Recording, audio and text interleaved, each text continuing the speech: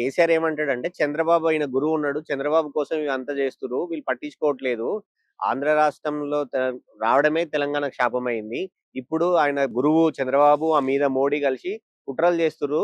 అందుకే నేను బయటకు రావాల్సొచ్చింది అని మొత్తం ప్రెస్ మీట్‌లో చంద్రబాబు, నీళ్ళు, సెంట్రల్ గవర్నమెంట్ అనేది ఇప్పుడు వాళ్ళు ఏదో చంద్రబాబు నాయుడు బూచి చూపికరే సెంటిమెంట్ అనేది పోయింది. అది మీరు చూపిస్తే ఇక్కడ ప్రజలు నమ్మే పరిస్థితుల్లో లేరు. చంద్రబాబు నాయుడు గారి గురించి ప్రస్తావన ఎందుకు? ఆయన రాష్ట్రంలో ఆయన మొదటి ముఖ్యమంత్రి, ఆంధ్రప్రదేశ్కు ముఖ్యమంత్రి ఉన్నారు. మీరు తెలంగాణకు ముఖ్యమంత్రి ఉన్నారు. ముఖ్యమంత్రి ఉన్నప్పుడు మొదటి అపెక్స్ సమావేశం మీ ఇద్దరు సమక్షంలోనే జరిగింది కదా. చంద్రబాబు నాయుడు ఆయాల ముఖ్యమంత్రి కదా. ఈయన గురువు అని మాట్లాడితే గురువు అని అనడానికి ఆయనకు అర్హత లేదు. ఫస్ట్ ఆయనే టీడీపీలో ఎక్కువగా 25 సంవత్సరాలు పనిచేసింది ఆయన. ఆ టీడీపీ ప్రభుత్వంలో మంత్రిగా పనిచేసింది ఆయన.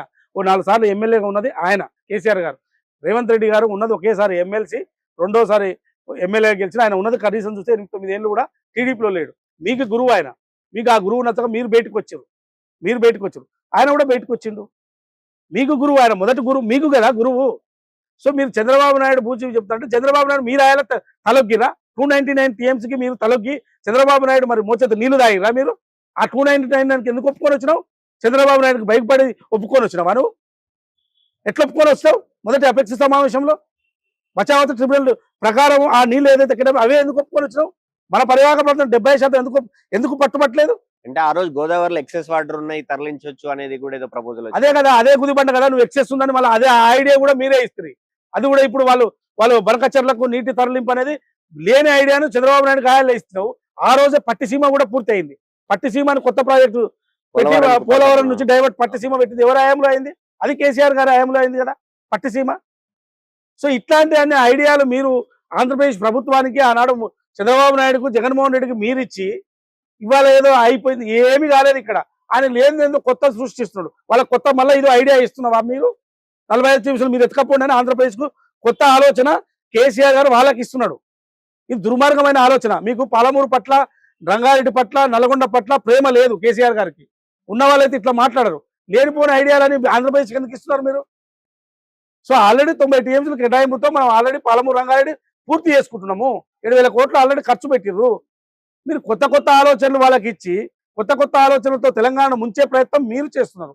ఇంకొక ముఖ్యమైన అంశం ఏంటంటే ఉమ్మడి రాష్ట్రంలో 2004 నుంచి రాజశేఖర రెడ్డి గారు ముఖ్యమంత్రిగా ఉండి మధ్యలో ఆయన మధ్య కిరణ్ కుమార్ రెడ్డి గారు, రోషయ్య గారు, వీళ్ళందరూ రోషయ్య, కిరణ్ కుమార్ రెడ్డి గారు ఉన్నారు. మీరు ఈ పీరియడ్లో మొత్తం 2004 నుంచి 2014 వరకు కృష్ణా బేస్ అంటే బ్యాక్ వాటర్ నుంచి తరలించకపోయిన వాటరు మొత్తం 700 టీఎంసీ అక్రమంగా తరలించకపోయింది ఉమ్మడి రాష్ట్రంలో. 700 టీఎంసీలు అయితే మీరు వచ్చిన 2014 నుంచి 2023 వరకు 1400 టీఎంసీలు అక్రమంగా తరలించకపోయారు. అంటే మీరు ఎంత అసమర్థతంగా ఉన్నారు, ఎంత నిద్రపోయారు. సో ఉమ్మడి రాష్ట్రంలో 700 టీఎంసీలు అక్రమం, అవి కూడా అక్రమమే 700 టీఎంసీలు. కానీ మీ ఆయాంలో 1400 టీఎంసీలు అక్రమంగా పోయినాయి కదా. ఎక్సెస్ ఇంకా 700 ఎక్సెస్ పోయినాయి కదా.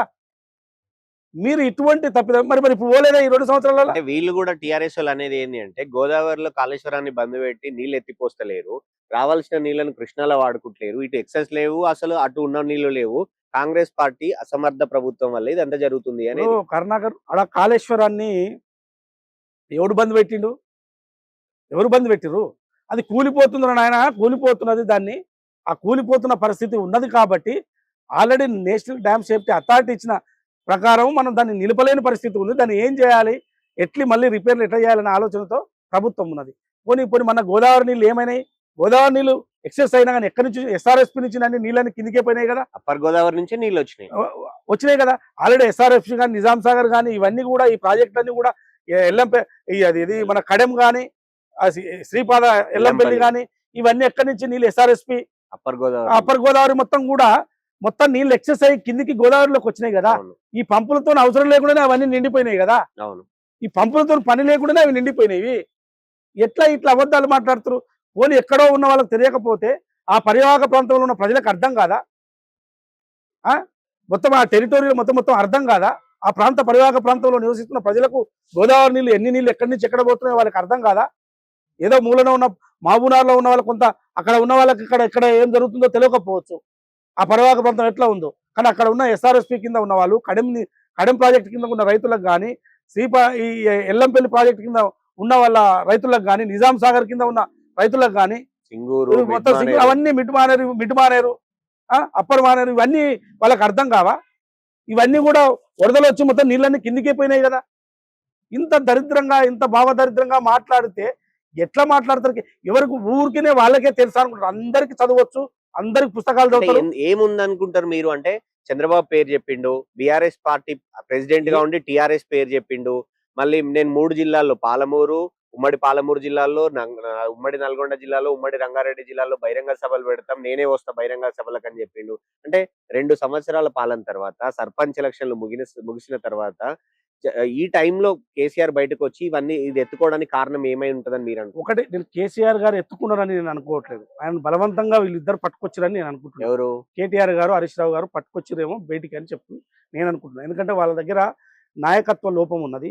నాయకత్వం లోపంలో ఎవరు తీసుకోవాలనే దాని ఒక పంచాయతీ వాళ్ళలో ఉన్నది కాబట్టి దాన్ని కేసీఆర్ గారు ఎట్లా షేర్ చేయాలని అనుకుంటున్నారో కేసీఆర్ గారిని బయటకు పట్టుకొచ్చి మాట్లాడి, పక్కల కేటీఆర్ గారు, ఆయన పక్కల మధుసూదనాచారి గారు, ఆ తర్వాత హరీష్ రావు గారు, అంటే ఇది ఒక అపియరెన్స్, కాబోయే కాలంలో మా కేటీఆర్ గారి వారసుడు అని చెప్పడానికి ఏమైనా ప్రయత్నం చేయడానికి ఇదంతా ఒక ఇంటర్నల్ రాజకీయం నడుస్తున్నట్టు. ఎందుకంటే ఆల్రెడీ కవిత గారు బయటికి వెళ్ళారు. ఇప్పుడు తన కూతుర్నే కంట్రోల్లో పెట్టుకోలేదు, పార్టీలో కంట్రోల్లో పెట్టుకోలేని పరిస్థితిలో ఉన్నారు. తన కూతురే రోజు నిత్యం మీరు చేసిన అవినీతిని మొత్తం రోజు బయటికి తీసి చెప్తున్నది. సో ఇవన్నీ కూడా కొంత బయటికి ఇవన్నీ రాకుండా చూసుకోవాలి అనుకున్నప్పుడు కేసీఆర్ గారితో ఒక రోజు తీసుకొచ్చి మాట్లాడించి తర్వాత మళ్ళీ యథావిధిగా ఫామ్ హౌస్ పంపితే మనం ఏదైనా దీని మీద ఏదైనా మాట్లాడవచ్చు రోజు అని ఒక ప్రయత్నం వారిలో ఉండొచ్చు. కానీ నిన్న కేసీఆర్ గారి యొక్క ప్రెస్ మీట్ మాత్రం ఆయన ఒక స్టేట్స్మెన్గా మాత్రం మాట్లాడలేదు. ఒక రాజనీతిజ్ఞునిగా ఉండాలి. ఎందుకంటే 2 సార్లు ఒక ముఖ్యమంత్రిగా చేసి 10 సంవత్సరాలు చేసినప్పుడు ప్రజల తీర్పును అవమానించే విధంగా మాట్లాడారు. టెంప్ట్ అయ్యి ఓట్లేసిరట, ప్రజలు టెంప్ట్ అయ్యి ఓట్లేసిరట. అట్లా మాట్లాడొచ్చా? ఒక 10 సంవత్సరాలు ముఖ్యమంత్రిగా ఉండి కేసీఆర్ గారు అమలు గాని హామీలు ఇచ్చిండు. హామీలు ప్రతి పార్టీ హామీలు ఇస్తుందండి. వాళ్ళు ఇవ్వలేదు హామీలు. వాళ్ళు ఫస్ట్ మొదట కల్లుడు వస్తే ఏడవనుకుంటాడు, కొడుకు వస్తే ఏడవనుకుంటారు, కాళ్ళు చాపుకోనికే రూములే లేవు, డబుల్ బెడ్రూమ్లు కట్టిస్తాము, KG to PG మొత్తం చదివిపిస్తాము, మొత్తము ఎక్కడ కూడా KG నుంచి PG వరకు అంతా ఉచితంగా చదివిపిస్తాము. ఇవన్నీ హామీలు ఇవ్వలేదా? అవన్నీ చేసిర్రా వాళ్ళు?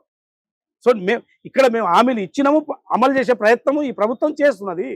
మీరు మీరు స్టేట్స్మెన్గా మాట్లాడాలి. అట్లా మాట్లాడకుండా ప్రజలు టెంప్ట్ అయ్యి ఓట్లేసినట్టే ప్రజల తీర్పును అవమానించే విధంగా మాట్లాడుతున్నారు. అంటే మీ యొక్క తప్పిదాలను ఒప్పుకొని మేము సవరించుకుంటాము, మా ప్రభుత్వం పోయింది, మేము మళ్ళీ తిరిగి వస్తామని చెప్పట్లేదు. ప్రజలు టెంప్ట్ అయ్యి ఓట్లేసిరంటే ఏం మాట్లాడుతున్నారు? మీకు అసలు అర్థం ఉన్నదా? అట్లా మాట్లాడొచ్చా?